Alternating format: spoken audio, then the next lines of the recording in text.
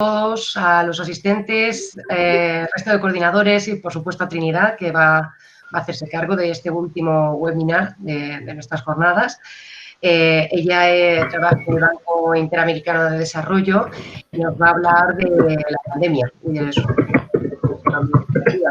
Ahora Juan José, si es tan amable, nos hablará un poquito más de Trinidad. Yo os comento, a los que estáis aquí, los que vais a estar escuchando el webinar, recordaros que la idea de estas jornadas, de estos webinars, es escucharlos con el micro apagado y que cuando finalice la intervención de Trinidad, pues daremos pie a la ronda de preguntas, ¿vale? Y ahí, pues, vosotros, mientras si os surgen preguntas, podéis ir anotándolas en el chat de aquí, de la sesión. Yo tomaré cuenta de ellas y al final se las trasladaré, cuando finalice la ponencia, se las trasladaré a Trinidad. Así que, bueno, sin más, le cedo la palabra a Juan José para que nos comente un poquito, nos hable un poquito de Trinidad. Muy bien, muchas gracias, Isabel.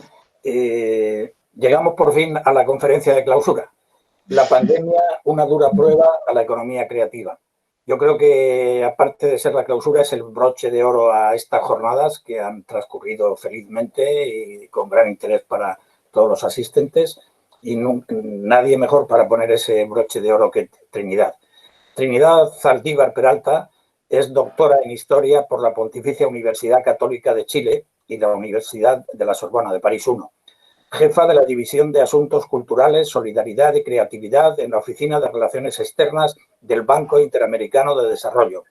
Lidera una plataforma que le da visibilidad a creadores, artistas emergentes y emprendedores que están impactando en áreas vitales para el desarrollo de la región y busca, a través de estas áreas que decimos, como la cultura, la creatividad y el voluntariado, crear soluciones innovadoras a los diferentes sectores del banco. Experta en gestión del cambio, prácticas internacionales de desarrollo y análisis cultural, es autora de más de 20 artículos y varios libros sobre la cultura de Chile. Cuenta con más de 20 años de experiencia en diversas organizaciones, incluyendo multilaterales y centros culturales. Anteriormente colaboró con Imago Global y la Organización de Estados Americanos en el desarrollo de programas culturales, exhibiciones de arte, educación, entre otros proyectos. Como ven, nadie mejor que ella para poner este broche de oro que decíamos en las jornadas, y decirles también que la cátedra ya tenía con Trinidad una relación previa a raíz de la publicación del libro sobre la situación de las industrias culturales que publicamos hace 2 años. Se abrió una colaboración que confiamos todo el equipo en que permanezca en el tiempo y, sobre todo, cara al próximo año, el Año Internacional de la Economía Creativa. No quiero añadir nada más, sino dejar a Trinidad con ustedes para que nos ilustre con ese tema candente de la pandemia, una dura prueba a la economía creativa. Adelante, pues, Trinidad.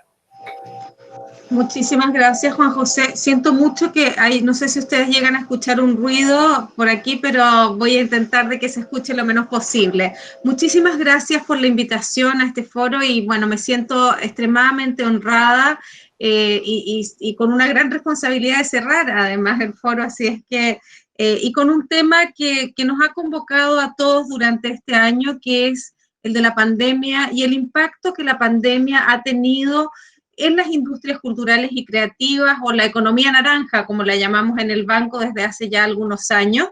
Pero podríamos decir que también esto, como la pandemia no solamente ha afectado a este sector, sino que ha expuesto al mundo de manera global, por primera vez en la historia, a desafíos sin precedentes.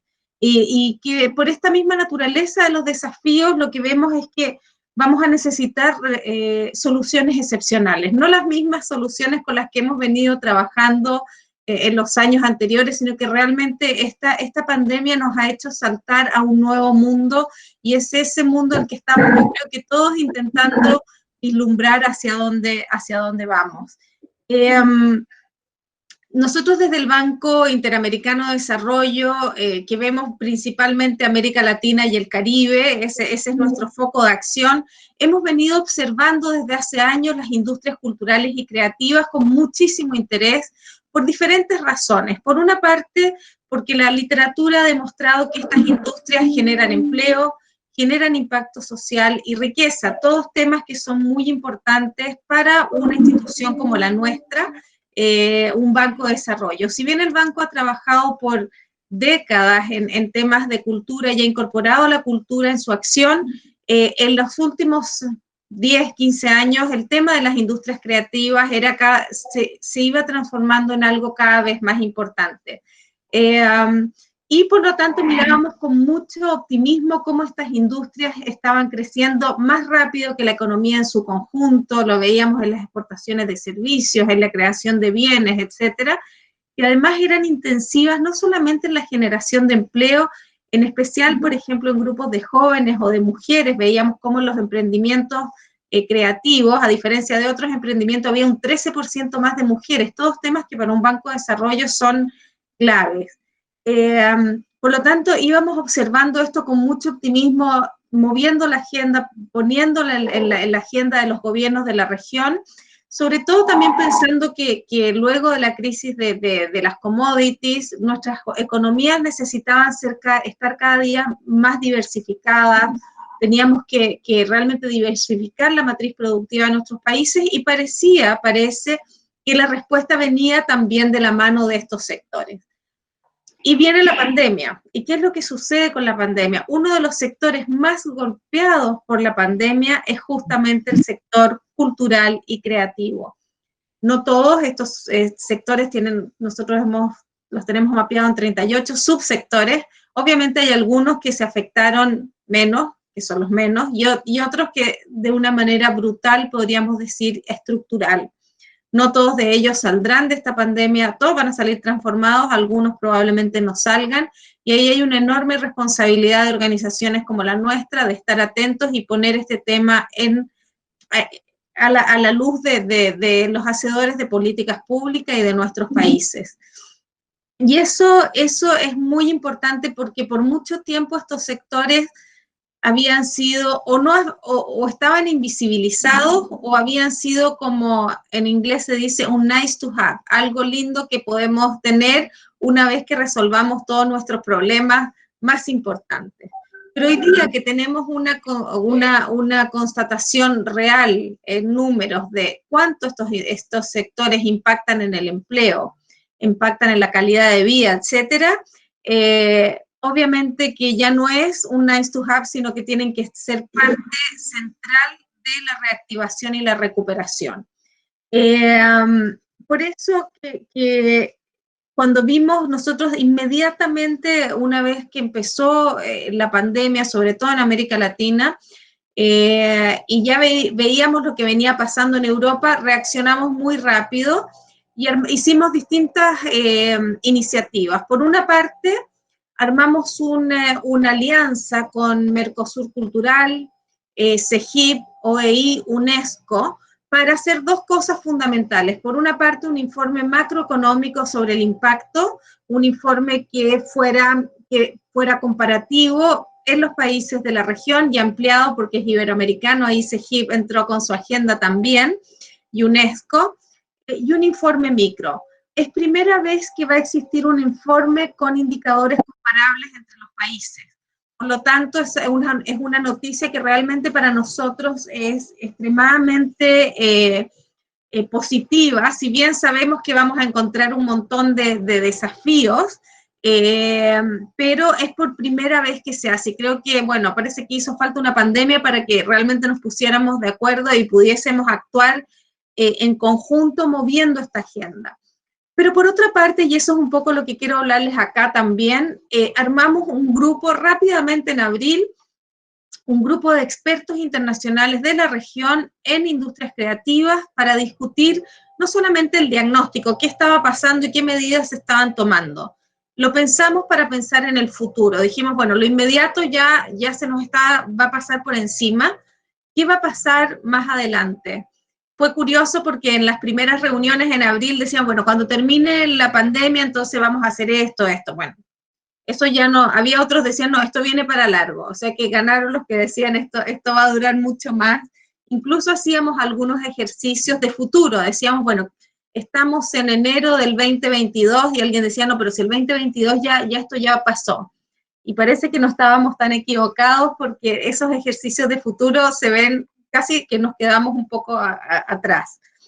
Entonces sí, lo que sí podíamos constatar, eso sí, desde el inicio fue, por una parte, fueron estos sectores los que estaban más amenazados, los que nuevamente reaccionaron con una enorme generosidad, poniendo sus contenidos y sus productos, etcétera, a disposición de la población para apoyarlos en una situación de confinamiento realmente muy dramático, nunca antes visto a nivel global en esas proporciones.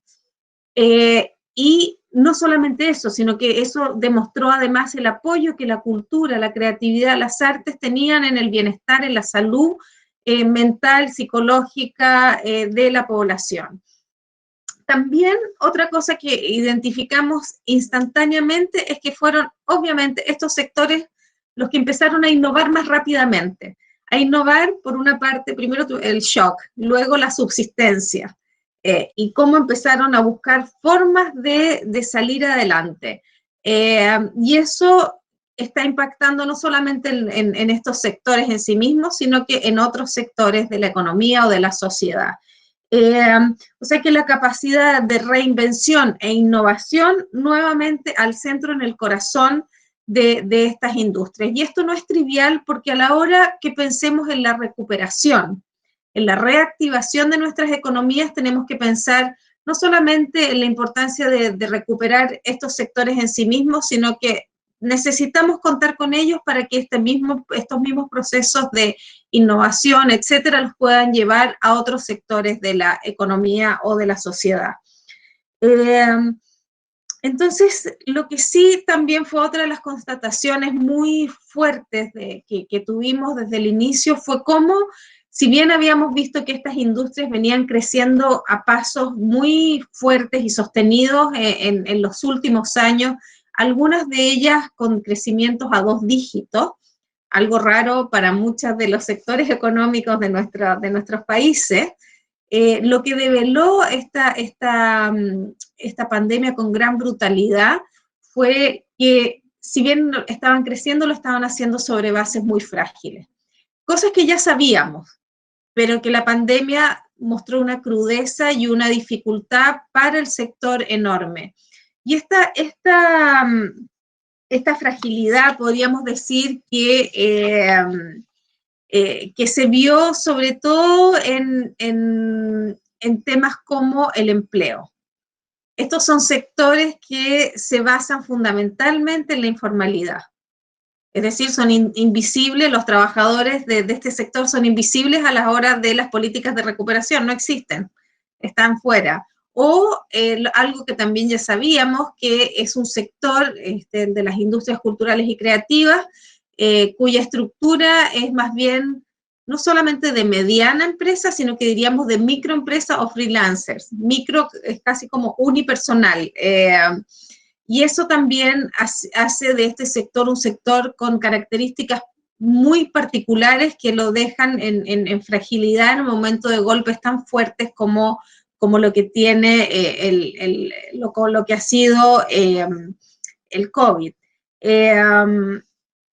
Y como les decía, como veíamos que todos estos indicadores que estábamos viendo, y pensábamos, bueno, ¿cómo podemos apoyar no solamente a impulsar mecanismos para resistir esta pandemia, sino que también luego para reestructurarse y sobrevivir, seguir creciendo para estas industrias y también seguir impactando en otros? Fue que creamos este grupo, y a mí me gustaría nombrar a las personas que estuvieron en este grupo brevemente. Probablemente algunos de ellos ustedes ya los conocen, pero sobre todo porque dedicaron parte importante de su tiempo y tenemos resultados muy interesantes en esta publicación que lleva el mismo título de esta presentación.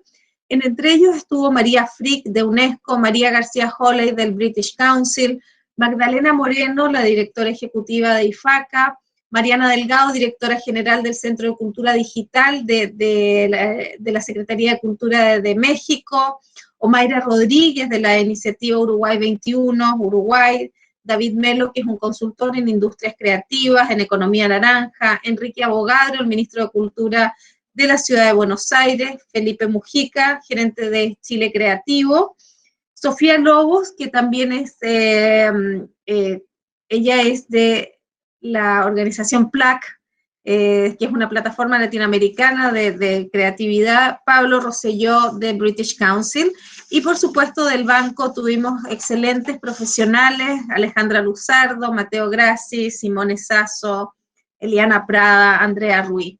Todas estas personas nos sentamos a conversar, a ver, bueno, cuáles eran estas miradas de futuro, pero sobre todo con esta mirada en el futuro. Y en estas dificultades que veíamos que pasaban por el tema del empleo, la informalidad, la dificultad, por ejemplo, para estos profesionales de acceder a los beneficios que se estaban dando, por ejemplo, en los primeros paquetes de apoyo inmediato, por ejemplo, incluso para las pymes, etcétera, este grupo empezaba a quedar fuera. Entonces ahí una de las cosas que veíamos es cuáles van a ser las medidas que serán necesarias para en el futuro que este sector pueda tomar la oportunidad del COVID o de esta pandemia para realmente poner un foco y remediar aquellos componentes de fragilidad que tenía estructural antes ya de la pandemia. Veíamos que también habían otros problemas o desafíos que habían sido desatados por la misma pandemia, es decir, el cierre de todas las instituciones, la clausura de festivales, carnavales, ferias del libro, etcétera, músicas, espacios donde la cultura se vive en aglomeración, es decir, ¿cómo se resolvía eso con medidas financieras de apoyo fiscales, etcétera? Pero cómo, si bien ahora estaba el cierre, la reapertura no iba a ser igual. Por lo tanto, ya la ilusión, no es que yo vaya a contarle a mis nietos o sobrinos nietos, cuando yo iba a los conciertos y estábamos todos apretados, claramente no vamos a volver a ese escenario, al menos en los próximos meses y años, pero sí, entonces, ¿cuál es la oportunidad para volver a vivir la experiencia de la cultura en comunidad, en conglomeraciones? O sea, ¿cómo vamos a hacer eso? Otro tema que vimos que era clave era la escasa prioridad, la baja prioridad que ocupaba en el sector en los esfuerzos de recuperación y en las medidas inmediatas. Y eso tenía que ver en gran medida porque o el sector no está organizado, o el sector es invisible, como les comentaba, o el sector se considera como no necesario o no un sector de primera necesidad, como sí hemos visto regiones o países que lo han instaurado como tal. Entonces, eso nos tenía como realmente preocupados de ver, bueno, cómo cambiamos esta narrativa, porque no es que nosotros consideremos que lo son por un amor desenfrenado por el sector, sino que realmente vemos indicadores y cifras y argumentos que así lo demuestran. Por supuesto que vimos todos los problemas que se estaban generando, la interrupción de las cadenas de valor para el sector, etcétera.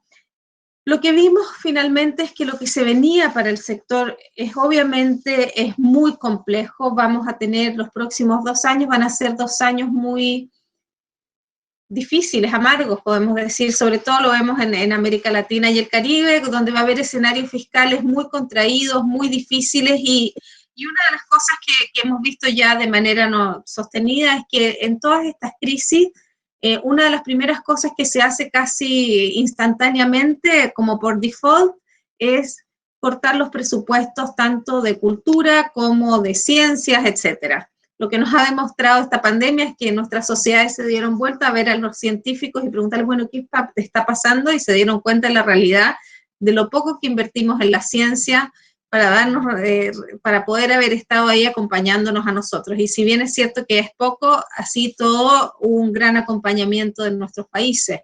Lo mismo pasa con el sector cultural.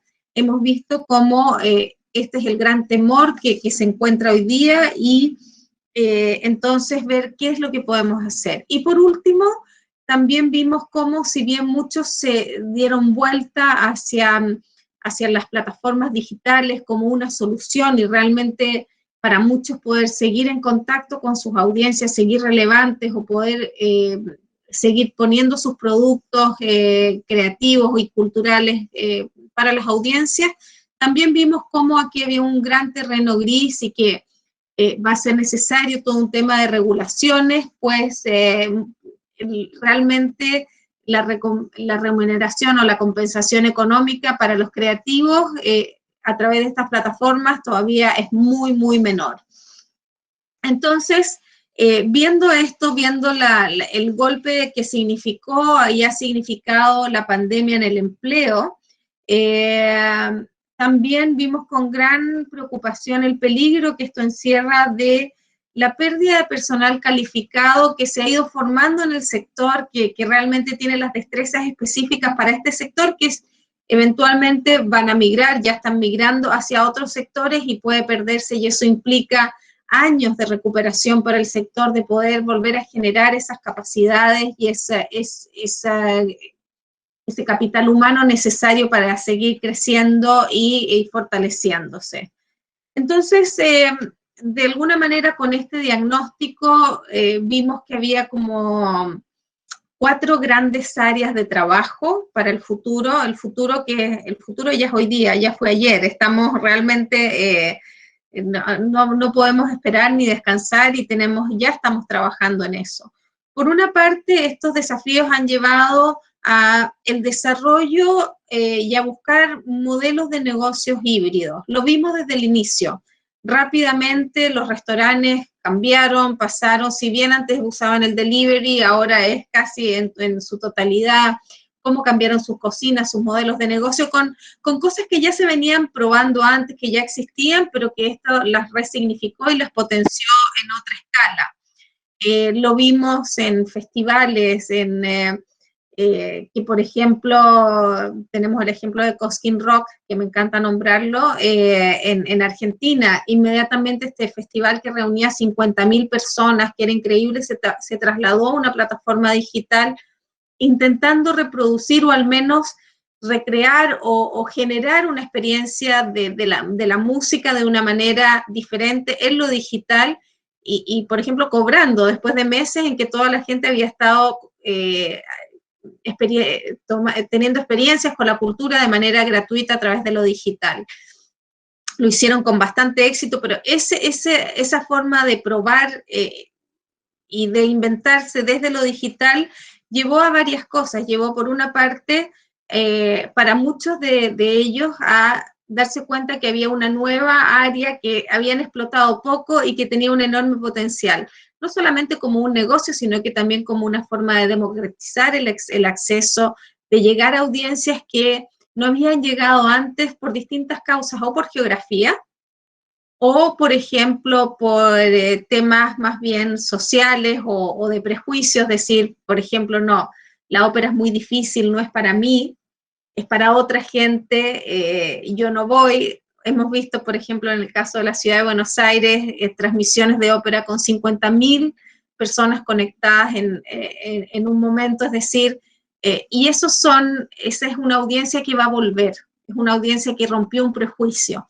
Por lo tanto, también esto ha dado dentro de toda la tragedia que es, ha dado ciertas oportunidades a audiencias que nunca habían tenido acceso a tenerlas y a personas del mundo de la cultura y de las artes a explorar nuevas plataformas y nuevas formas de vivir la cultura que no se había hecho. Un caso dramático para nosotros es pensar, por ejemplo, que los museos de América Latina y el Caribe, antes de la pandemia, declaraban, el 80% declaraba no tener una estrategia digital.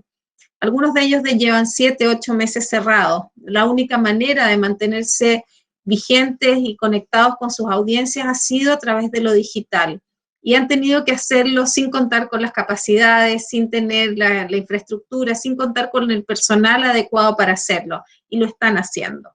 Entonces, la verdad es que todas esas cosas han demostrado cómo esta transición a estos modelos híbridos de negocio es importante, es relevante, implica ciertas desafíos para el futuro, tanto para todo el ecosistema creativo, tanto los creadores, quienes pertenecen, tienen sus empresas o pertenecen a este mundo, como a la academia, como al sector privado y al sector público. Para nosotros también hicimos un foco muy importante en entender cómo apoyar desde las políticas públicas. Veíamos que no sé si había políticas, medidas más bien, hicimos un análisis de, bueno, cuáles eran las medidas que se han estado tomando en los distintos países, las catalogamos, ahí ustedes las pueden ver en la publicación, que la publicación se llama igual, La pandemia, un duro golpe a las industrias creativas, y la encuentran en la plataforma de publicaciones del banco, o más fácil a través de Google, ponen eso y ponen Bit y la pueden descargar libremente. Y ahí agrupábamos el tipo de intervenciones que se han hecho los distintos gobiernos, tanto en la región como en otros países del mundo, en Europa o Asia, etcétera, viendo cuáles habían sido esas medidas que habían tomado en cuenta y cuáles podían ser los instrumentos de política pública hacia el lado de cultura y creatividad que se podían implementar en el futuro. Y ahí nos encontramos con que había pocos estudios sobre estos instrumentos de política y también sobre el impacto que tenían. Así es que seguimos trabajando en eso, es como, ya lo verán en los próximos meses, pero realmente cómo apoyar a los gobiernos a poder tener soluciones y a poder trabajar con instrumentos que sean fáciles, útiles, y que realmente les demuestren el camino a seguir frente a esta pandemia. Obviamente que todo el tema de políticas públicas que está asociado también a temas de financiamiento, a la creación de instrumentos de financiamiento para el sector. Instrumentos de financiamiento que pueden pasar desde las subvenciones hasta instrumentos más sofisticados en que el mundo privado también tome parte. Hemos visto temas de blended finance, en que también tengamos al sector privado tomando riesgos, pero que sean también avalados por instituciones públicas, etcétera. Nosotros vemos que hay algunos sectores que ya son perfectamente factibles de ser financiados por el sector privado, y muchas veces no lo son porque el sector privado no entiende este sector. No entiende, por ejemplo, y es muy difícil para una institución financiera otorgar un préstamo a una idea, no hay colaterales. Entonces, ¿cómo generamos ese mundo que realmente puede empezar a financiar y apoyar un sector de la economía que es tan importante en nuestros países? Muy importante también en este sentido, cuando hablábamos de las plataformas digitales, pensar, bueno, va a ser necesario mucha más inversión en estas plataformas, va a ser mucho más necesario en los próximos meses y años inversión en innovar en el sector. No solamente seguir la corriente de lo que está pasando en otros lugares, sino que innovar en el sector, porque esto no solamente va a impactar positivamente en los diferentes sectores de las industrias creativas, sino que va a impactar en otros sectores de la economía que se van a beneficiar de estas innovaciones que van a surgir en estos espacios. Y un tema que apareció también muy claramente en todas estas conversaciones fue el tema de la transversalidad. Cómo de alguna manera siempre ha habido quizás una preconcepción, una crítica real, infundada del sector creativo, el sector cultural, siempre muy ensimismado, produciendo productos que solo ellos entienden, etcétera. Y esto es una invitación mucho más fuerte, sobre todo por las necesidades que se han creado, que este sector ocupe un lugar en las respuestas que la sociedad necesita para muchos de sus desafíos. ¿Qué van a hacer las artes y la cultura con la educación, con el sector educativo, hoy más que nunca? Pregúntenle a cualquier padre que está viendo lo que están desesperados. Las clases del aula no se trasladaron igualito a la pantalla. Entonces, ¿cuáles son, qué rol tiene que tener en la salud, en el sector de la salud? O viceversa, ¿cómo pueden trabajar juntos en estos nuevos protocolos para poder salir ya adelante y empezar a vivir la cultura nuevamente en sociedad, en grupos. Veíamos que los primeros protocolos, por ejemplo, en algunos países se abrían los teatros y los actores tenían que estar a 2 metros de distancia. Así no funciona.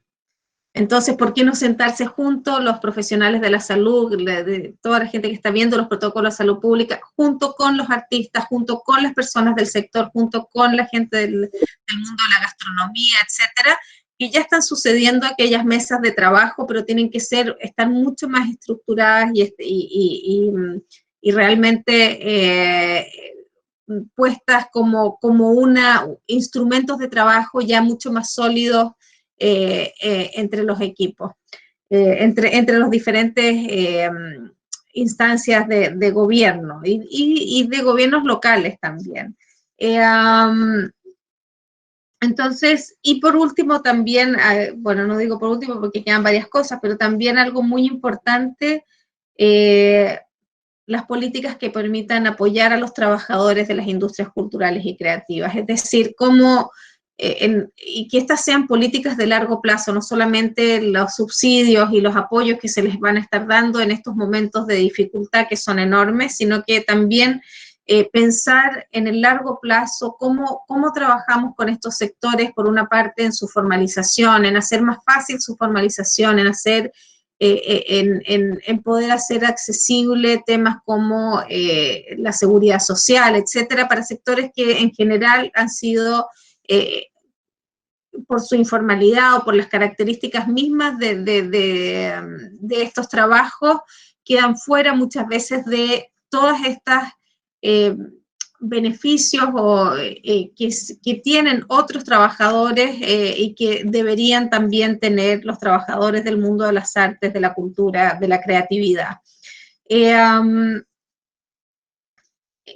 Creo que además en estos momentos, en todas estas áreas, tanto lo que hemos hablado, el tema del empleo, el tema del financiamiento, en temas de las plataformas digitales, de los nuevos negocios, nuevos modelos de negocio, es la hora de innovar. Esa palabra que está hipermanoseada, pero es una realidad todos los días para todos los trabajadores del mundo de las artes, la cultura y la creatividad. Lo que ellos han estado haciendo ya antes, pero en estos 7 meses, creo que la innovación ha sido casi exponencial. Y lo que vamos a ver van a ser resultados extremadamente interesantes, pero para eso, la última cosa, que esta sí es la última que identificamos, fue el tema de la narrativa. ¿Qué es lo que pasa? ¿Por qué? Si realmente los datos, los estudios, la experiencia que veníamos ya acumulando en los últimos 10, 15 años sobre la importancia, el rol de la cultura, de las industrias creativas en la economía, en el empleo, en la innovación, son tan elocuentes, ¿por qué esto no se ha traducido en las agendas públicas de nuestros países? ¿Por qué nuevamente a la hora de una crisis estos sectores quedan fuera? Por lo tanto, la narrativa para todo el equipo que nos juntamos y en todos los foros que hemos estado participando ha sido clave. Entonces, ¿cómo hacemos para construir esta narrativa de una manera mucho más eficiente y de una manera que realmente sea escuchada por los tomadores de políticas públicas? Y también una invitación a la gente del mundo de las artes y la cultura a sentarse en la mesa de las decisiones que se vienen y que se están tomando en este minuto, no dejar esos espacios vacíos. Y para eso, obviamente, las tareas son importantes y cada uno tiene un rol en esas tareas. Nosotros como Banco Interamericano de Desarrollo, junto con otras instituciones que les nombré, empezamos entonces a hacer algo que es muy obvio, pero que es muy necesario, el levantamiento de datos, la medición, el impacto, cuánto esto va a significar para los países en sus economías. Solo por poner un ejemplo. Imagínense, este año no va a suceder el Carnaval de Río. ¿Cuánto aporta el Carnaval de Río al Producto Interno Bruto de esa ciudad, del país? Es una cosa brutal. Ese es un ejemplo muy evidente, pero quizás hay cosas que no son vistas como tan evidentes por la sociedad. Por ejemplo, ¿por qué es importante y se mantengan vivos los museos, para la vitalidad de las ciudades, para el turismo, para la educación de su población, para la economía de una cadena de valor enorme. Entonces no es llegar y decir, bueno, cortamos esos presupuestos, nos ponemos el cinturón, etcétera. Eso afecta al empleo, a la revitalización y a la activación más rápida o no de las ciudades, de las sociedades. Entonces el tema de números, mediciones, también innovar en esas mediciones. Estamos viviendo economías 4.0 y las medimos con instrumentos 1.0. Entonces tenemos que realmente saltar y buscar las nuevas herramientas que nos está dando el mundo actual, las nuevas tecnologías para empezar a medir de manera distinta.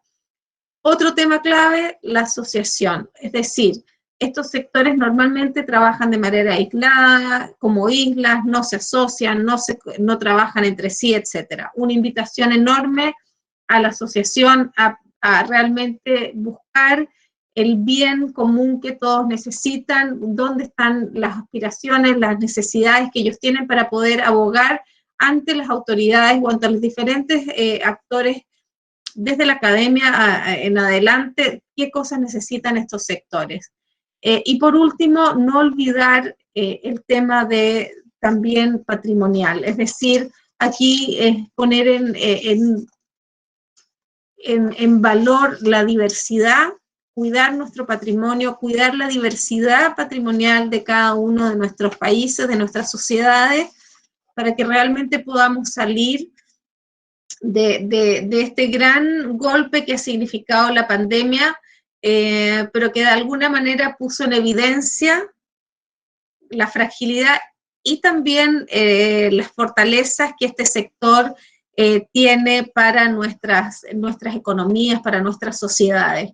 Yo hablo muy como Banco de Desarrollo, yo hablo mucho sobre el impacto económico, en el empleo, etcétera. Pero también como Banco de Desarrollo quiero poner un énfasis muy importante en lo que significa la cultura, la creatividad y las artes para nuestras sociedades en términos de cohesión social, de identidad, porque todas esas cosas son claves para salir adelante luego en esta crisis tan profunda que estamos viviendo. Si solo nos quedamos en los números, nuestra salida va a ser muy amarga. Necesitamos, y hemos visto cómo la cultura está siendo un componente muy, muy importante para poder salir adelante. Vi ayer la noticia que el G20 acaba de poner por primera vez la cultura como parte de su agenda. Eso no es trivial, no es gratuito, no es porque vino un ataque de bondad, es porque definitivamente la cultura tiene un rol clave en la salud de nuestras comunidades. Obviamente ya lo he repetido 1000 veces en la economía también, pero en tener sociedades mucho más cohesivas, mucho más integradas, mucho más resilientes. Sin la cultura, las artes, la creatividad, esto no va a ser posible. Y si no aprovechamos todas estas industrias y sectores que están ahí, que además utilizan como materia prima lo más valioso que tenemos, que es la creatividad de toda nuestra gente, la verdad es que va a ser muy difícil que podamos recuperarnos de manera con economía sana, sin grandes tensiones sociales que ya las estamos viviendo en adelante. Así es que yo me quedo aquí porque sé que pueden haber muchas preguntas y yo puedo seguir hablando sin parar porque este tema me apasiona y sobre todo también les puedo contar si hay interés un poco de las cosas que estamos haciendo como institución y las que estamos haciendo con otros. Me encantan estos foros porque también refuerzan esta idea de que solos no vamos a salir adelante, ni como banco, ni como academia, en este momento necesitamos coordinar los esfuerzos, apalancar sobre lo que otros están haciendo y sobre todo mover este mensaje, esta narrativa de la que yo les hablaba, para que se muevan las agendas públicas de nuestros países de una manera muy muy sólida y fuerte. Muchas gracias. Bueno, muchísimas gracias, Trinidad, por tu ponencia, por contarnos tu experiencia y lo que estáis haciendo y por poner este broche a estas jornadas que supone poner encima de la mesa los desafíos que enfrenta este sector y sobre todo esa importancia que, como tú bien has dicho, tiene más allá de los números. Sinceramente creo que no había mejor forma de finalizar estas jornadas que con una reflexión como la que has compartido con nosotros. Comentaros que no sé si hay preguntas, quiero ceder la palabra por si alguien quiere hacer alguna pregunta. No sé si no, teníamos Gerardo Neubobsen, perdóname por el apellido. Gerardo, aprovecho para saludarte. Hola, Gerardo. Me han trasladado que Gerardo quería hacer una pequeña reflexión sobre las jornadas en general y supongo que tu ponencia en particular. Gerardo, cuando quieras. No te preocupes, María Isabel, estoy habituado. Y, bueno, primero saludar a Trinidad. Hola, Trini, no podía conectarme antes, no pude participar al principio. Hola, Antonio, José, Juan José. No, simplemente, bueno, sé que Antonio va a cerrar esta maravillosa jornada, pero quería hacer una pequeña reflexión desde el espacio que me toca respecto del conjunto de temas que hemos tratado a lo largo de estas jornadas y creo que es vital una mirada, digamos, sistémica y una mirada de largo plazo. ¿Sí? Comenzamos escuchando a la embajadora de Estonia, luego Andrés Pedreño Muñoz con sus reflexiones sobre las industrias creativas, y luego en la siguiente jornada hemos ido pasando como si nos moviéramos en el túnel de tiempo por diversas etapas, por diversos momentos, mirando en el futuro, mirando lo que está ocurriendo ahora, lo que va a ocurrir, lo que puede llegar a ocurrir. Y creo que la riqueza de estos encuentros tiene que ver con eso, con llevarnos a una reflexión, sobre todo en un momento de tanta incertidumbre. Porque el gran desafío es cómo creamos certidumbre en esta incertidumbre. Y la incertidumbre se maneja así, con criterios de incertidumbre, compartiendo conocimientos, compartiendo visiones, compartiendo y sobre todo siendo muy generosos en todo lo que cada uno de nosotros observa y comparte. Creo que lo que nos trajo Germán anteayer, es traernos el futuro al hoy, es hablar de la sociedad de la imaginación. A mí me encantó esa definición, la sociedad de la imaginación en la que estamos entrando, luego bajado muy a tierra por lo que nos trajo ayer Mauricio respecto de las tecnologías, de cómo están impactando en las industrias creativas, y hoy esta visión de procesamiento, ¿no? De todo el proceso, en esta exploración cotidiana que llevamos adelante cada uno de nosotros, para encontrar soluciones justamente, para innovar, esa palabra tan trillada ya, pero que es tan fundamental. Yo creo que, bueno, Antonio hará sus reflexiones también, pero creo que a mí me motiva mucho escuchar a Trinidad, escuchando todas estas organizaciones, todas estas personas tan apasionadas y en algún lugar tan cercanos en esto de ¿y ahora qué? ¿Y ahora qué? ¿Hacia dónde vamos con todo esto? ¿Cuál es el siguiente paso? Y es como una especie de sensación de refugio todo esto, ¿no? Encontrarnos de nuevo todos aquí y decir, bueno, ok, ahí afuera está el virus, ahí está la incertidumbre, qué bueno que nos podemos reunir alrededor del fogón, como hacíamos en todas las épocas, y contarnos estas historias y decir, bueno, ¿qué aprendimos de todo esto y hacia dónde podemos ir? Yo quiero agradecer muchísimo a la universidad, a Antonio, a José, a Juan José, por haberme permitido aportar estas sugerencias de amigos y colegas para participar en la jornada. Y yo he aprendido mucho personalmente, realmente. Y me siento muy reconfortado del fogoncito que hemos creado para poder seguir construyendo esta aventura humana. Así que gracias de corazón Adelante. Muchas gracias a ti, Gerardo. ¿Hay preguntas de chat o si no? ¿Tienes preguntas de chat o le hago yo alguna a Trinidad? Hay preguntas. Adelante con las preguntas. ¿No? Sí, efectivamente. Voy a proceder con las preguntas que tenemos en el chat y ahora cuando terminen os doy la palabra a vosotros, ¿vale? Mira, pregunta Trinidad, bueno, no es una pregunta, José María Lozano pide intervenir, bueno, estoy dejándolos pasar por orden de intervención. José María Lozano, pues si quieres participar y compartir tu reflexión, pues tienes turno. Muchas gracias. Intentaré ser muy breve.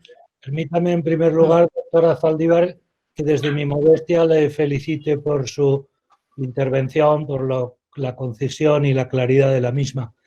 Efectivamente, el nice to have ha sido, literalmente fue la primera respuesta del ministro de Cultura del Gobierno español ante la situación y ante los manifiestos de los creativos o de los creadores inmediatamente después de la situación. Y desde luego las políticas en estos momentos, tanto a nivel nacional como a nivel Comunidad Valenciana, están yendo un poco en la práctica por esa línea, ¿no? Con un cierto triunfalismo, con una cierta euforia, porque los listados de subvenciones y de ayudas previstas son enormes. Otra cosa es a quién llegan de verdad y con qué eficacia llegan de verdad. La pregunta, doctora Zaldivar, es muy clásica y muy antigua, pero me interesa su criterio, porque efectivamente, en primer lugar, ya ha ido usted al grano. El problema fundamental es estructural y habrá que trabajar en ese problema estructural, no coyuntural. Pero, además de eso, la pregunta es clásica, me interesa su opinión. ¿Subvenciones o incentivos? Es la gran discusión de siempre. Quizá imagine cuál es mi posición al respecto, pero me interesa la suya. Muchas gracias. No les interrumpo más. Permítanme que les felicite a todos. Muchas gracias. Gracias a ti. Muchísimas gracias, José María. Y no sé si mi respuesta le va a satisfacer del todo, pero yo creo que de verdad es que creo que es subvenciones e incentivos. Es decir, en el sector de la cultura y de las industrias creativas hay una gama muy grande de sectores y de empresas y de realidades. Por lo tanto, en algunos de ellos, y nosotros hacemos siempre un símil entre la ciencia pura y la ciencia aplicada. Es decir, la ciencia pura difícilmente la va a financiar un privado, porque, qué sé yo, habrá una señora o un señor en un laboratorio mirando 40 años un ratón y quizás va a tener un resultado. Es decir, eso se financia en general con subvención, tanto puede ser estatal o de universidades, etcétera. O sea, pero lo aplicado sí tiene muchísimas más posibilidades y creo que ahí, creo que en ese sentido, la parte de subvención tiene que venir cuando se encuentran estas fallas de mercado, que es donde el Estado tiene que entrar y realmente trabajar, porque finalmente la cultura es un bien público, pero también es un bien que puede tener una salida comercial o productiva. Por lo tanto, ahí el otro día estaba en una conferencia que alguien decía, bueno, por ejemplo, a este festival del libro que ya tiene 45 años, ¿por qué es como estarle dando al hijo de 45 años que no se quiere ir de la casa? O sea, ya hay una... Yo creo que ahí hay que pensar en una batería de productos que van desde la subvención hasta los incentivos, que pueden ser impuestos cruzados. Hay una serie de instrumentos que son más sofisticados, hasta otro tipo de incentivo, hasta también generar un entendimiento y en el mercado financiero también para muchas de estas industrias, que podrían perfectamente calificar para esos mercados. Entonces, Yo creo que tiene que ser una combinación de todas, tiene que haber, eso sí, un buen análisis de quién para qué, es decir, los que ya tienen unas posibilidades no necesariamente van a requerir de subsidios, pero hay sectores que probablemente siempre van a requerir subsidios. Y entonces en eso creo que pensar que este es un sector que para siempre o en el futuro no va a necesitarlo, a mí me parece que no es una realidad. Hemos visto cómo en estos sectores los costos hundidos son muy fuertes, sobre todo en las áreas de artes escénicas, etcétera. Incluso nosotros estábamos viendo ahora hacer un estudio para el tema de museos, por ejemplo, como siempre es necesario ahí generar nuevos instrumentos diferentes, pero sí es una oportunidad para algunos sectores que todavía no se han entendido como productivos, y que sí lo son, de madurar, de irse de la casa de los papás, como decía otro conferencista que nos reíamos mucho, y salir y funcionar en el mundo que ya está preparado para eso. Pero obviamente todavía estos sectores, no todos los sectores han llegado a esa madurez, todavía existen muchísimas fallas de mercado, y ahí es donde tanto el Estado y otros actores tienen que participar. Y en ese sentido, me gustó mucho lo que decía Gerardo, es actuar de manera sistémica. No es solamente el Estado, sino que, por ejemplo, son la academia. Nosotros veíamos, por ejemplo, en nuestros estudios cómo entre los emprendedores creativos, que si bien son gente, a diferencia de otros emprendimientos con mucho más estudios, no tenían estudios en temas de cómo armar una empresa, etcétera. Ahí hay un campo enorme para el sector académico de entrar, y ya no quizás no tienen por qué estudiar una carrera de 5 años, sino que con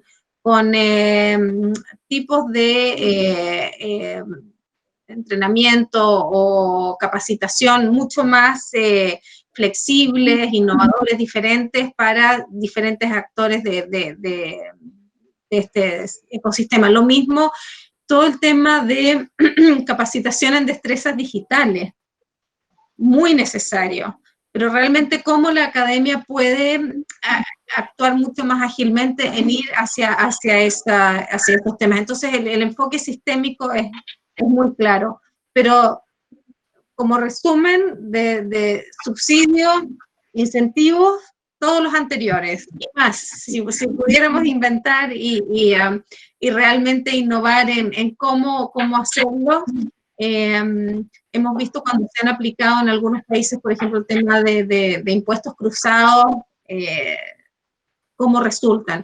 Por eso nosotros en este minuto estamos haciendo un estudio sobre estos instrumentos de política y también de financiamiento, y viendo también el impacto que han tenido.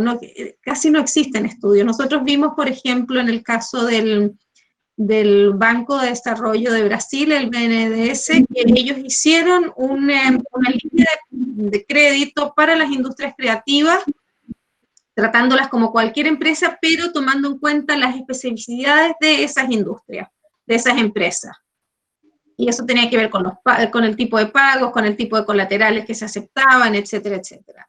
Ellos tuvieron una tasa de repactamiento de los créditos de un 2%. Eso es súper positivo, es decir, cuando estas empresas son entendidas como son tratadas con las especificidades que tienen, son empresas que responden muy bien, que funcionan muy bien. Entonces es un llamado también al sector financiero a hacer el trabajo de entender al sector, de generar instrumentos financieros que se adapten también al sector y no al revés, que pueda entender, porque les va a ir muy bien además.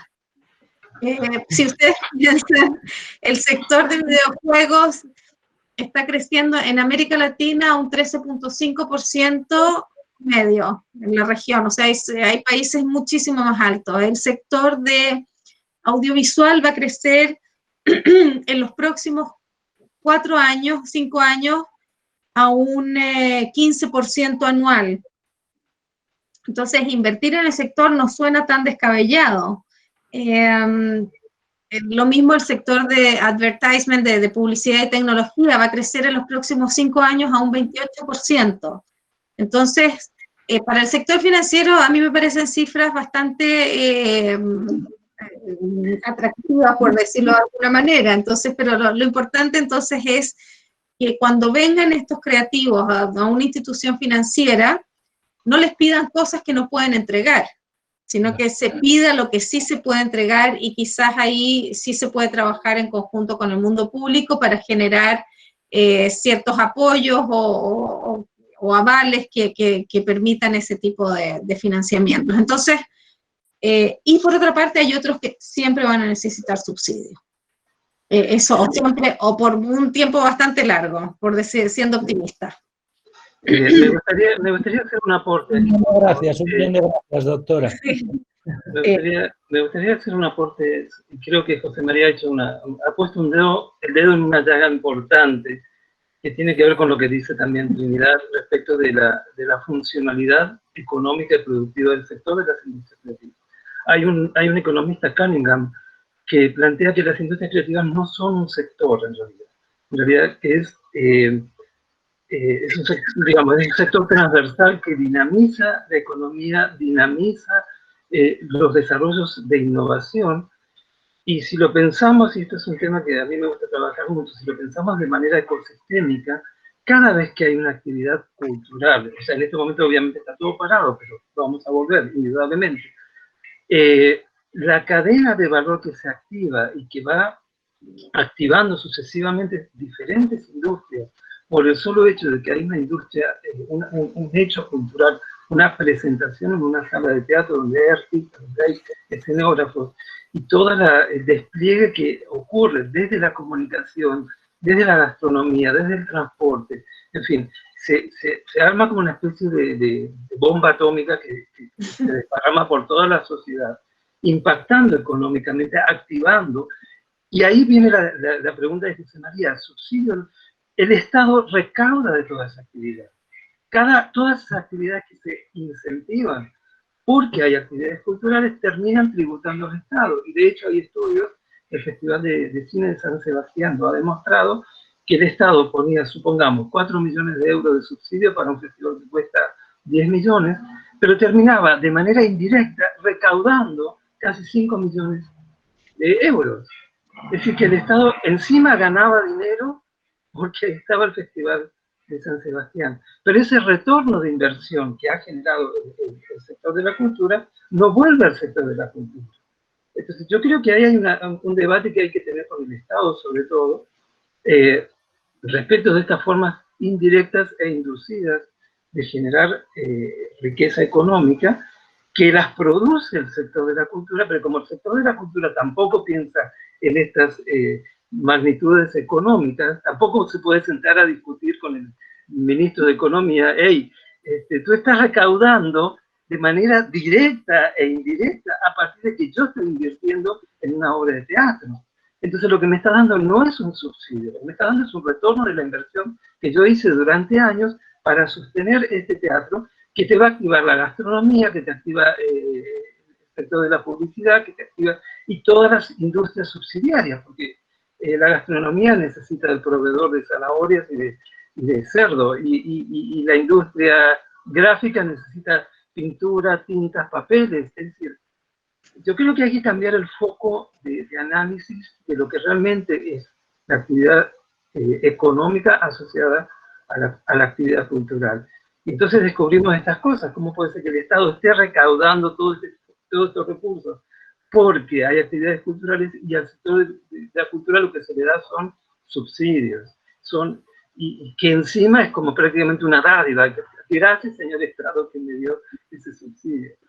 Y yo creo que, Trinidad, esos son temas que hay que revisarlo profundamente. Sí, yo quería hacer un pequeño aporte también a raíz de lo que ha comentado Trinidad y Gerardo, y es el tema de, bueno, yo creo que lo que ha comentado Trinidad que hacía el Banco de Brasil es impresionante. De hecho, era una de las preguntas que quería hacer, es decir, si hay ya un tipo de interés bancario, financiero, donde sea específico para los sectores, el sector de industrias culturales y creativas. Porque al igual que en las tecnológicas, por ejemplo, ya se saben, están cuantificados los riesgos, las rentabilidades, los porcentajes de fracaso. Entonces, el capital, cuando va a financiar esos proyectos, sabe a qué se atiene. Yo creo que en las industrias culturales, hasta donde yo llego, creo que no hay un riesgo, no se ha analizado el riesgo del negocio cultural y, por tanto, como todavía no está analizado ese riesgo del negocio cultural, no hay productos financieros que pueden ser tan importantes. Ese riesgo es importante tanto para las entidades públicas, gobiernos, como para entidades financieras. Y creo que hay un campo de trabajo que, a ver, lo digo porque en una tesis doctoral que yo he estado dirigiendo nos focalizamos, resulta que, bueno, pues hay aproximadamente un 15% de gente discapacitada en el mundo. Y el sector financiero nunca había pensado en estas personas. Son personas que no tienen acceso a la financiación, tienen que depender de otras personas, no pueden abrir una cuenta corriente, no se les da préstamo. Y entonces, en ese trabajo de investigación hemos estado calculando el nivel de riesgo y, por tanto, el nivel de, vamos, el tipo de interés que se les puede aplicar para colectivos que tienen discapacidad en diferentes grados. Lógicamente, lo hemos tenido que parametrizar. Pero bueno, ese estudio parece ser que, bueno, pues a la banca le está gustando, le está interesando porque ellos también, lógicamente, para esas decisiones financieras hace falta siempre saber a qué riesgos se someten. Esto por un lado, y luego vinculado a lo que estaba comentando Gerardo de qué nos reporta, o sea, qué ganamos, qué rentabilidad sacamos. Claro, cuando se ponen sobre la balanza el riesgo y la rentabilidad, se pueden acotar ahí unos tipos de interés fantásticos. Yo, vamos, creo que es una línea de trabajo, pero bueno, yo desconozco, lo digo porque desconozco igual a lo mejor, pues Trinidad, lógicamente, sabrás mucho más de por dónde van los tiros en esto que estoy comentando. Sí, María Isabel. Perdona, Trinidad, que no sé si quieres contestar un poco lo que nos están comentando Gerardo y Antonio. Y ahora después te paso el resto de preguntas. Sí, no, solamente muy cortito con respecto a lo que dice Antonio. Sé, por ejemplo, que ahora en Chile se está haciendo y es interesante porque la persona que dirigía Corfo, que es la agencia de innovación, esta persona es ahora el presidente de Banco Estado y desde Corfo había impulsado las industrias creativas. Entonces, ahora está impulsando instrumentos financieros en Banco Estado porque obviamente se dio cuenta, vio el potencial y el poder que tenían y esta como la conversación que estamos teniendo. Y con respecto también a lo que decía Gerardo, es un tema fascinante y hoy día hay cada vez, por eso es que es importante el tema de que las inversiones culturales, como yo las llamo también, midan el impacto que tienen en su entorno y en la cadena de valor. Lo hemos visto en los GLAM, que son estas galleries, libraries, art, ya no me acuerdo, de Canadá, que por cada dólar canadiense que invierten, el retorno económico es de 4. Es más que la inversión en el sector de transporte público. Por lo tanto, es un buen negocio, o sea, la cultura es un buen negocio. Existen otros... No, pregúntele al Guggenheim o pregúntele a la ciudad de Bilbao o a la ciudad de Frutillar en el sur de Chile, cuando inversiones culturales han significado la subida del valor del terreno que rodea esas inversiones, es decir, se beneficia el fisco y las ciudades inmediatamente, genera nuevos empleos, es decir, el beneficio económico de las inversiones culturales es muy evidente. Por lo tanto, creo que hay una responsabilidad del mundo de la cultura y las artes en hacerlo evidente en la narrativa, porque si nadie lo ve, va a seguir siendo percibido como una dádiva, como decía Gerardo, y no como lo otro. En el caso de Hamburg, por ejemplo, que es muy interesante, es un caso como de libro ya, había un barrio que los artistas, un barrio muy desmejorado, que los artistas se fueron a vivir ahí y se transformó en el barrio de moda, subieron los precios, los artistas se tuvieron que ir. Los artistas hicieron una protesta y le exigieron al gobierno de la ciudad de Frankfurt un royalty por la subida del valor de la propiedad en el sector. Sin ellos, ese barrio seguiría siendo un basural. Entonces ahí hay que ponerse más pila desde el sector cultural en cómo en cómo medimos, demostramos que el hacer, que tener un proyecto cultural no es lindo. Hemos usado demasiado la palabra lindo. Es relevante, es económicamente viable, tiene un impacto social en X, en la violencia, en la disminución de violencia. O sea, esos son los lenguajes que tenemos que usar y sacarnos el lindo, quizás para al final cuando nos estemos tomando el café, pero lo demás tiene que venir por otra parte. Vale, muchas gracias. Mira, te preguntan desde Colombia, Antonio García, si puedes comentar qué planes a corto y medio plazo tiene el BID, el Banco Interamericano, para poder potenciar las agendas de educación cultural en América Latina. Es complejo porque las agendas de educación cultural dependen de cada país, es decir, nosotros lo que sí trabajamos, o sea, el banco tiene sectores de educación, etcétera, pero no uno específico en temas de educación cultural, que creo que es un momento muy propicio para ya empezar a ver esto. Lo que sí, que es algo bueno, es por ejemplo en iniciativas como, el banco tiene iniciativas, por ejemplo, como habilidades para el siglo XXI, que por primera vez o de manera mucho más evidente están considerando estas destrezas que vienen enseñadas desde el mundo de la cultura y la creatividad como parte importante de las destrezas que vamos a necesitar para el mundo del 2021. Entonces, sí, por ejemplo, hemos estado trabajando con ellos justamente en ver cómo podemos apoyar. Nosotros obviamente son los gobiernos los que nos llaman para que los apoyemos, pero cuando ya nos llaman es cómo podemos apoyarlos también con el desarrollo de esas destrezas que pueden ser desde la música, las artes y otros, en distintos niveles de la educación, pueden ser educación primaria, secundaria, etcétera, pero sí es un tema que está cobrando cada vez más importancia, lo que a nosotros nos hace muy felices, pero dependemos mucho también de la agenda de los países y las prioridades que los países den a esos temas. Creo que ya hay más entendimiento de que son relevantes y que pueden generar sociedades y una educación mucho más completa, pensando en los desafíos que se vienen en el mundo del trabajo para nuestras nuevas generaciones.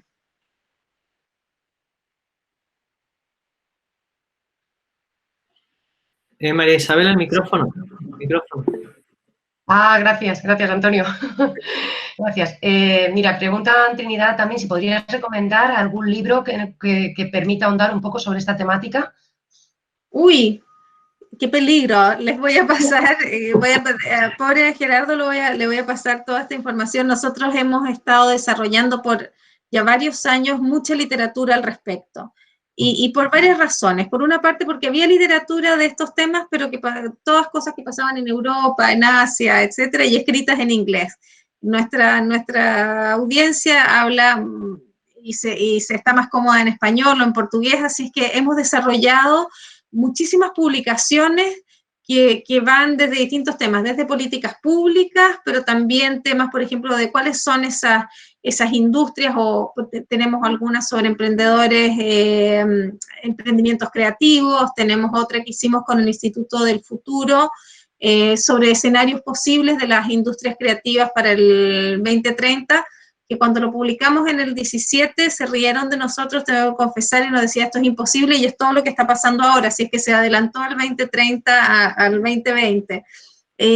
Así es que yo les voy a pasar unos enlaces con toda esa información, que ustedes las puedan compartir con su audiencia, y también tenemos en este minuto un MOOC, que son estos cursos masivos en línea gratuitos, sobre industrias creativas o economía naranja, como lo llamamos, que ha sido tremendamente exitoso, no solamente va como en, no sé, 25.000, 30.000 estudiantes, pero además con un 85% de participación, es decir, de los que se inscribieron, el 85% terminó el curso, lo que es, para los MOOCs, somos como un caso de libro ya, estamos muy, muy contentos por eso, pero no solamente habla de lo bueno que está el curso, que está muy bueno, sino de la necesidad y el interés que existe.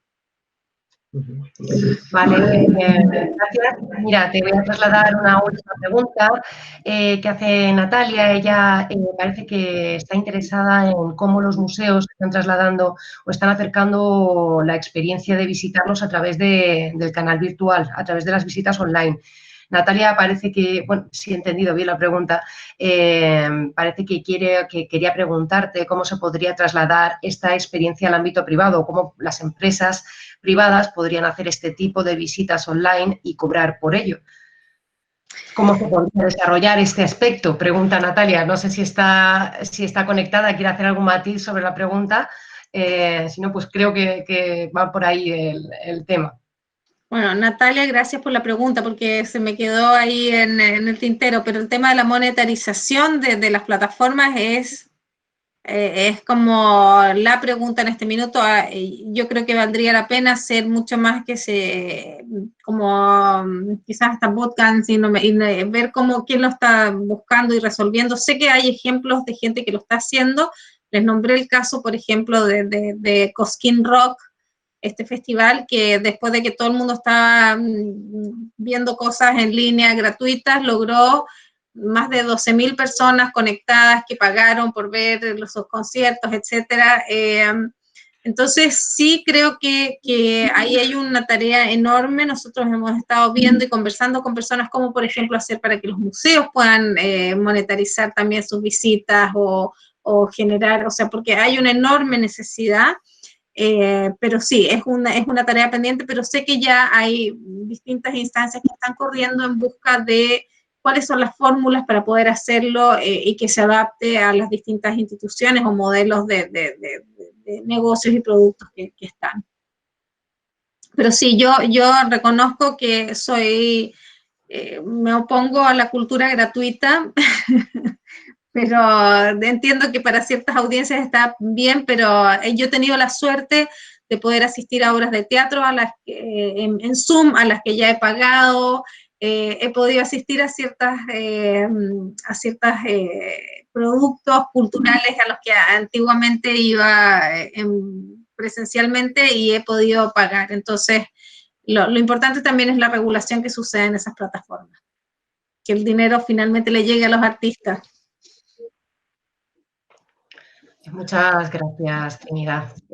Bueno, con esta última pregunta cerraríamos esta ronda. No sé si... Yo tengo una pregunta, si hay tiempo. Sí, claro, José. Sí. Claro. Sí. Volviendo al tema de la... gracias.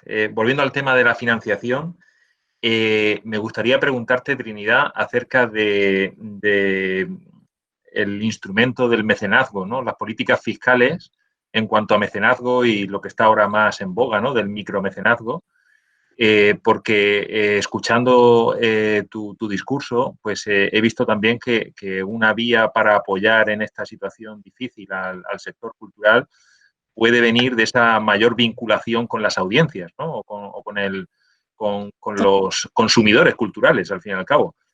Entonces, quería preguntarte hasta qué punto en las políticas fiscales conoces que se están intentando incentivar estas ayudas para que haya más actividades de mecenazgo y micromecenazgo. Sí, totalmente, y muchísimas gracias. Una de las cosas que estamos analizando en este paper que estamos trabajando de instrumentos de política, una es las políticas de mecenazgo. Yo vivo en un país, en Estados Unidos, donde la filantropía, como se llama acá, es una industria y está muy bien regulada, tiene sus normativas, sus leyes, etcétera, y obviamente hay profesionales que trabajan en toda esta cadena y funciona bastante bien. Muy bien, diría, y además no solamente las grandes compañías que dan un montón de dinero, que sea el MoMA, el Meta, qué sé yo, sino que todos de alguna manera nos involucramos en la medida de lo que podemos con $20, $5 o ya sumas mayores. Y esto tiene beneficios tanto para las empresas o las organizaciones como para las personas. Creo que esa es una tarea pendiente. Nosotros hemos vivido en un modelo de apoyo a la cultura que se quedó muy en el siglo XIX y este es un modelo muy interesante. En los países que lo han aplicado, lo han hecho, por ejemplo, algunos para alguna industria en particular, por ejemplo, México con la industria del cine, o etcétera, ha funcionado bastante bien. Pero creo que es una tremenda oportunidad, pero tiene que estar bien regulado, tiene que estar bien instituido, porque también se puede prestar para prácticas que no necesariamente están dirigidas a beneficiar a esas audiencias, etcétera. Pero creo que es un instrumento que debería potenciarse muchísimo más, sobre todo porque las personas quieren involucrarse. Y yo lo he visto, para mí es un placer poder hacerlo y en la medida de la que yo puedo. Yo no soy, no sé, la General Motors, pero sí me gusta mucho ese teatro al que voy siempre y me encantaría donar una entrada para que otra persona pueda ir cuando, qué sé yo, y tener el mismo disfrute que tengo yo. O sea, algunas cosas que son mínimas, pero que tú puedes hacer. Y creo que además eso genera comunidad y le da más apropiación de las personas al mundo de la cultura. No es solamente algo que sucede que lo hacen otros, yo también lo hago, yo también soy parte de esa comunidad, también apoyo, y ese sentido de comunidad lo da. Y lo hemos visto, quizás estas plataformas de crowdfunding han hecho eso, con un nombre más fancy, más elegante, ¿no? Más distinto, pero están haciendo eso y lo vemos. El otro día veía una plataforma en Chile para artistas emergentes y lo que están haciendo y cómo también decían, bueno, no hay que ser el gran empresario o la gran empresaria para apoyar a un artista emergente. Lo puedes hacer tú con X. Y eso creo que también hace que nos transformemos en una sociedad más solidaria, pero de una manera en que todos nos sentamos protegidos también. O sea, que no se presta al abuso. Muy bien, muchas gracias. Vale, muchas gracias, Trinidad. No sé si alguien más quiere hacer alguna pregunta o plantear alguna reflexión. Bueno, pues nada, darte de nuevo las gracias, Trinidad, por tu colaboración, por todo lo que nos has contado tan interesante, por dejarnos en la mesa los deberes con los desafíos sobre los que reflexionar de cara al futuro. Y bueno, pues si nadie más quiere hacer alguna pregunta o plantear alguna reflexión, le cedería la palabra a Antonio Verdú para que, bueno, pues nos comente o haga el discurso de clausura de estas jornadas. Antonio, cuando quieras. Bueno, muchas gracias, María Isabel. Bueno, muchísimas gracias, Trinidad, y felicitarte por la intervención y bueno, la verdad es que tengo que agradecer, lógicamente, pues a todos los y las ponentes que habéis pasado por este ciclo de conferencias, de Marin Radnik, Andrés Pedreño, Gerardo Neugobsen, que él, antes de su reflexión no se ha nombrado así, pero también ha sido uno de los grandes ponentes que hemos tenido.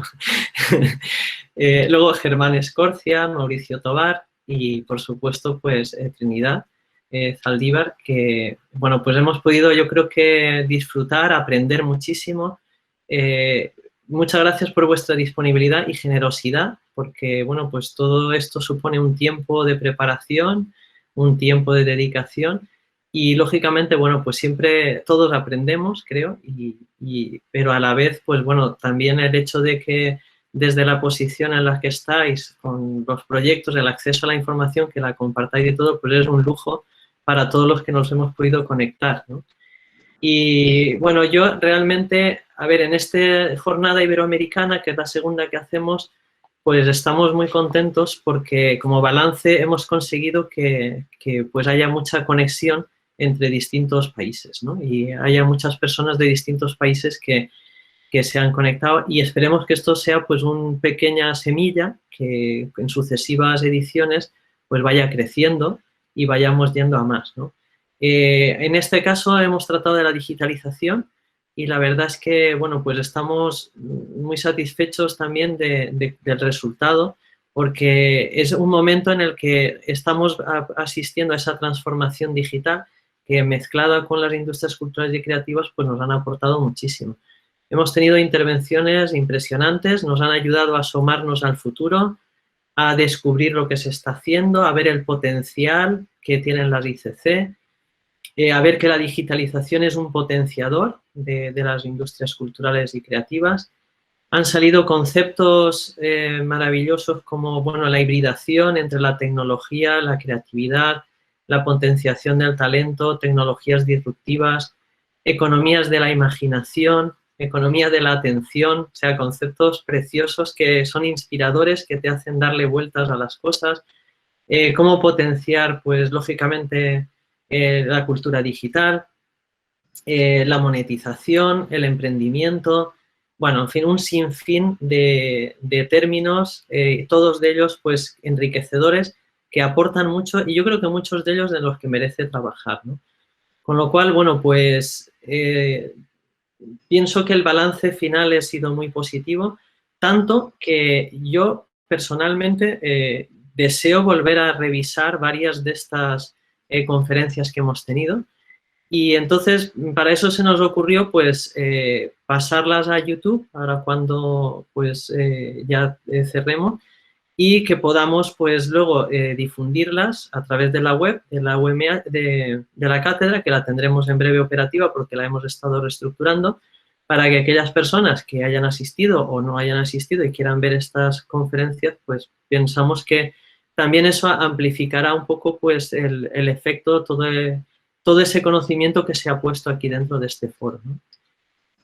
Bueno, la cátedra nació con el fin de ser un espacio que ayude a crear conexión en Iberoamérica, pues, en materia de las ICC. Y especialmente, como sale del mundo de la academia, pues tenemos como dos grandes retos. Uno es el mundo de la investigación y, por otro lado, el mundo de la formación. Para sorpresa de los que estamos en la cátedra y los colaboradores, pues el mundo de la investigación en gestión de las ICC pues escasea. Los que nos dedicamos, pues, a la investigación, pues vamos, y publicamos en revistas indexadas y todo eso, que es nuestra vida, pues nos hemos llevado la sorpresa de que hay pocas investigaciones, hay pocos papers referentes en lo que es la gestión en estas industrias. Estamos preparando incluso, pues, algún análisis bibliométrico, ¿tal? Y realmente sí que hay de industrias específicas, pero sí en general todo lo que se comparta de lo que es gestión y emprendimiento, pues no es muy específico de estas industrias, sino que son cosas de otras áreas, y es un área que hemos visto que nos interesa potenciar. Y entonces queremos, pues, a través de la cátedra, ayudar un poco a que se potencie esa investigación en la gestión y en el emprendimiento en las ICC, a través de buscar y localizar a los investigadores que haya en Iberoamérica en este ámbito y tratar de generar nexos de unión. Por otro lado, también en la formación hemos encontrado, pues, algunas lagunas, ¿no? Que lógicamente, pues, bueno, hay varias iniciativas, cada vez hay más másteres, más títulos, más cursos que ayudan a esa formación en la gestión y en el emprendimiento en las ICC, pero falta también, en un análisis que hemos hecho por países, nos hemos metido por todas las universidades, hemos hecho unos rastreos y hemos detectado que hay muchos sitios donde todavía se trabaja muy poco y se potencia muy poco las iniciativas de emprendimiento y de formación en gestión en ICC. Es algo que está floreciendo, pero pensamos que queda ahí bastante por hacer. Y en concreto, bueno, pues desde el ámbito de la cátedra, pues ahora mismo estamos centrados, pues, en algunas tesis de turismo cultural, mecenazgo cultural, como ha comentado José Francisco. Estamos viendo, pues, temas de cooperación, temas de creación de valor. Y bueno, pues queremos un poco ayudar y aportar nuestro grano de arena en esta parte y en breve, pues, hacer una web que sea lo más operativa y que ayude un poco a generar esos nexos. Bueno, yo, pues, sin más que comentar, reiterar mis agradecimientos a todos los ponentes y todas las ponentes que hemos tenido y cómo no, pues también felicitar, pues, a mis compañeros Juan José Sánchez Balaguer, que ha sido, pues, uno de los motores de estas jornadas, a José Francisco Parrazor, a Gerardo Neuwobsen. Yo creo que entre los tres han sido pues los grandes impulsores de esta jornada. Y luego, pues lógicamente también a las compañeras Lirios, pues a Santiago Arroyo, a María Isabel, que han estado también en la parte de coordinación. Y nada, bueno, pues yo no me gustaría despedirme para mucho tiempo, sino que me gustaría que en sucesivos eventos que organicemos, no solo nosotros, sino participantes que hay aquí, pues podamos seguir viéndonos y también ver cómo podemos seguir contribuyendo y aportando. Así que muchísimas gracias y hasta pronto.